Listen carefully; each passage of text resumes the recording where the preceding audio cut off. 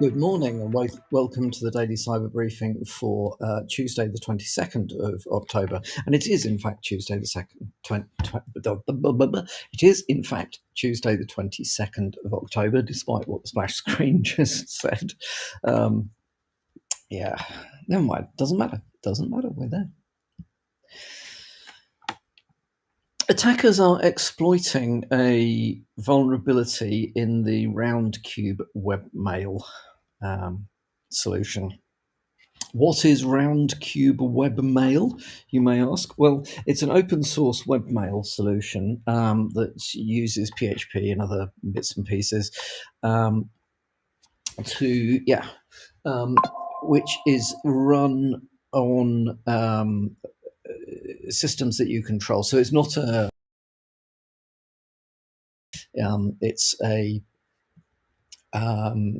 server and email client PHP based solution that's commonly used by government agencies.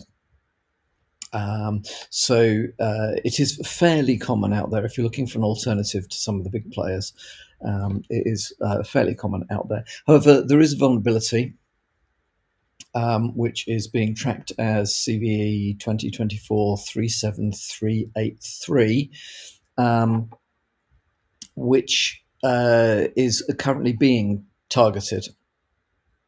So the exploit is focused on a stored cross-site scripting vulnerability. It allows attackers to execute malicious JavaScript simply by having the user open a specially crafted email in Roundcube versions earlier than 1.5.6, or if you're on the 1.6 stream, anything between 1.6 and 1.6.6. So the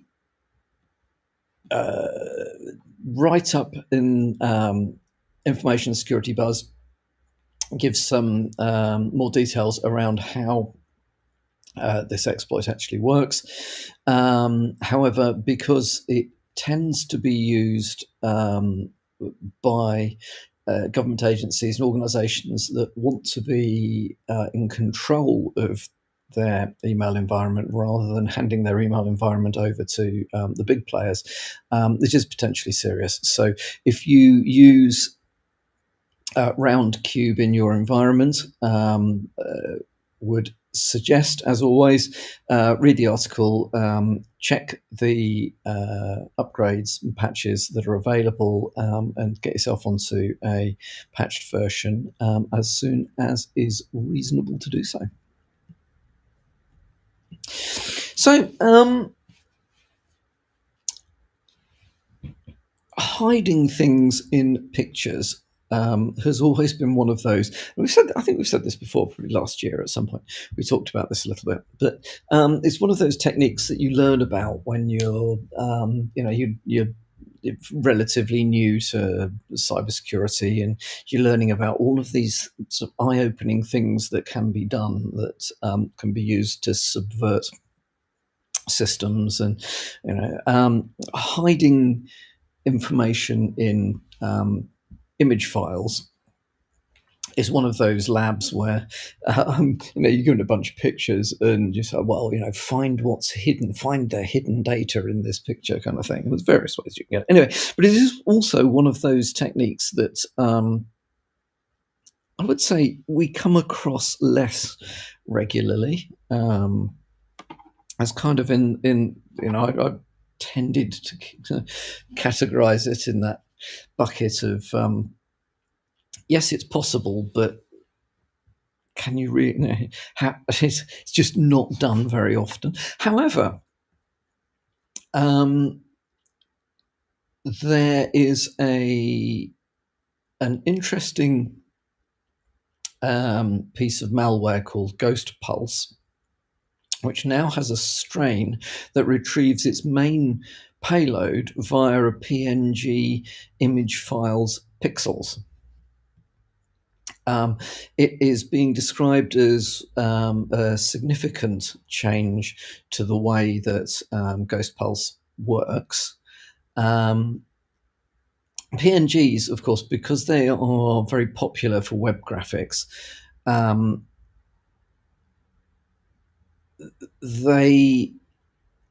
because it's a lossless format, it retains details such as sort of smooth text outlines and so on. So it's basically provides you a better quality image than JPEGs, which rely on your eye's inability to identify a certain amount of lost information within a picture. Anyway, that's another matter.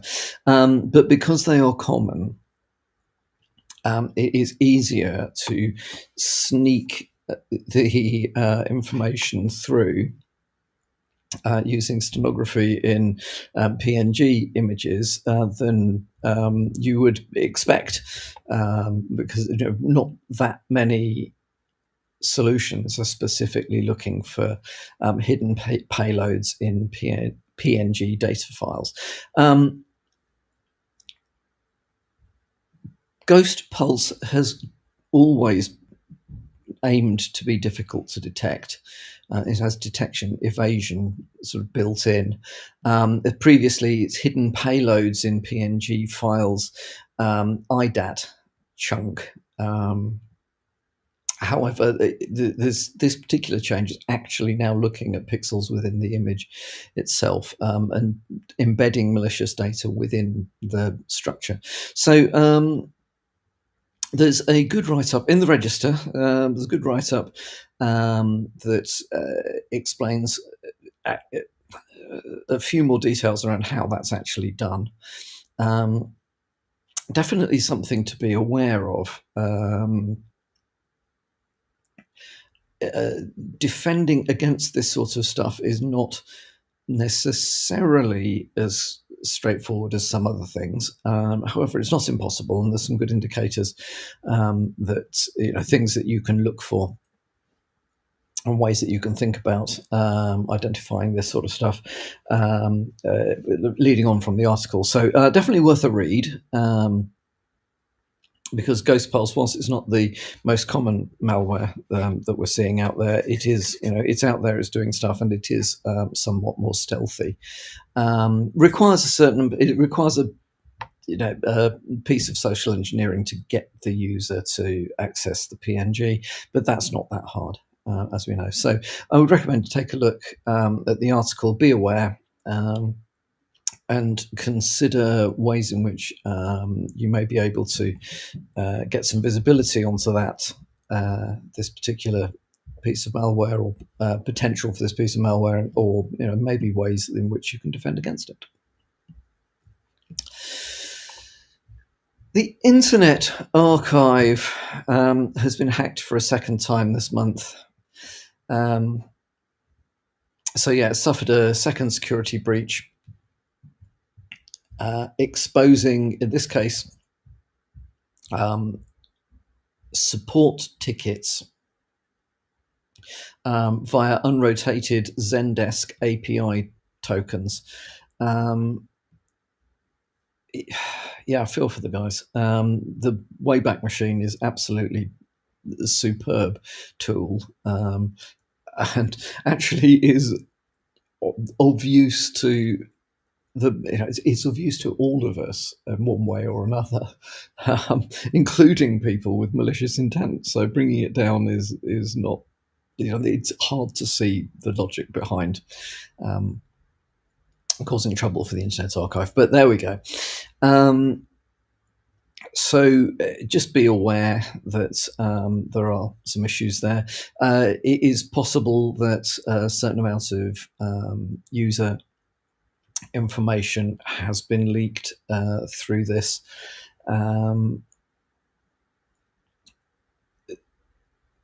So, just the usual sort of stuff. Make sure that if you have raised tickets with the Internet Archive, that any user details are rotated with this. It is possible that bcrypt hashed passwords and email addresses may have been leaked as part of this. I think that the attacks appear to be more to do with creating disruption than anything very specific. Yeah, it is worth, I think, being aware that this stuff's out there. The other thing is with this, that the issue is fundamentally unrotated Zendesk API tokens. So API tokens, APIs in general, I've been saying for a while, are going to become increasingly the focus for attacks. Just because in general, there is the level of knowledge around securing and defending APIs is not as good as in perhaps other areas of cyber, which isn't to say that if you work with them regularly, you don't know what you're doing. Of course you do. But just as a general, a general thing, people are much more comfortable attacking and defending straightforward web based attacks. APIs, because they're all a little bit hidden, have historically not been as well secured and have not been as easy to get visibility and logging and so on and so forth from. So one of the things I would suggest you have a think about is, how are you managing the security of your APIs? Do you have a process for rotating API tokens? Do you have a means for ensuring that tokens can't be reused? That kind of thing. So yeah, definitely goes beyond the very irritating attacks against a very good service, and opens up the questions to what else is out there, and what are we / you responsible for that might fall for a similar sort of attack. And definitely, yeah, have to think about that when you're designing these systems. Consider that as part of the secure architecture stuff. And then finally from me today, an article in Information Security Buzz that came to my attention is the NHS is looking to centralise all full medical records as part of a digital overhaul plan. Why am I bringing this to your attention? Well, I think it's one of those areas where it's a plan at the moment, so there is the opportunity to have some input into whether this is a good or bad idea. I think the discussion needs to be had. I mean, if those of you in the UK, I'm sure will be aware that we have a very high reliance on digital information in the NHS. However, individual trusts, individual doctors' surgeries can choose their own systems for holding and managing data. That's partly because, although it's a national health service, it's not as national as you would think it is. Individual health trusts, which are kind of region-based, have a great deal of autonomy. They have to conform to certain standards. So there is the NHS app, which aims to pull basic information from all of these other systems. But you may well find that your notes about your appointments with your doctor are actually held in a different app to stuff about some surgery you've just had in a hospital. So there's this plethora of different systems, all of which are kind of loosely integrated, and you get the basic information pulled together centrally, but you don't get the details unless you go into the individual apps. Very, very, very messy. Now, generally, my views are that if that simplifying a solution um, improves your ability to manage its security. So having a system which is this distributed with so many different apps makes it, I think, almost impossible to know whether at any one point all of your personal data is being held securely. So on one level, I would say from a functional perspective and from a patient's perspective, having all the data in a single app actually sounds like a really good idea. Data won't get lost. There's none of this. I haven't got access to that data stuff, which happens really regularly um, within the NHS. The other side of it, though, is that government-based public sector major IT projects are an absolute shambles in the UK. I'm sure a lot of people will be aware of the utter mess that the post office counter systems, Horizon Systems, got into, written by Fujitsu, wholly abused by the post office, including prosecuting sub postmasters for fraud that they didn't commit because the app was shit. Although, by the way, on that one, I don't know quite why this, nobody gave Fujitsu a kicking over that. So that's a shambles because the post office management and post office senior leadership was absolutely incompetent over that. However, do you really want your NHS app to be in that sort of mess? I think we've got some other things, especially around the stuff that the HMRC is doing online, which is going to turn out to be another significant scandal. There are just too many errors in there, and HMRC has too much power to say, well, we think this, therefore it must be true. Do we want healthcare information to be managed in the same way? I'm afraid to say, although I don't like the way things are done at the moment, I'm probably not in favour of yet another massively expensive, probably insecure, poorly managed system being put in place centrally. They just don't work. Anyway, so my thoughts on that. If this does go ahead, be aware it will be open to abuse. It will probably be insecure, all the usual sorts of things. Just predictions, no inside knowledge here. But we may have the opportunity to, within the cyber world, we may have the opportunity to influence what goes on in this space. The sort of thing. It might be worth if you care about it, delve into it a little bit, and then possibly, write to your MP or something if you've got concerns about the direction it's going in.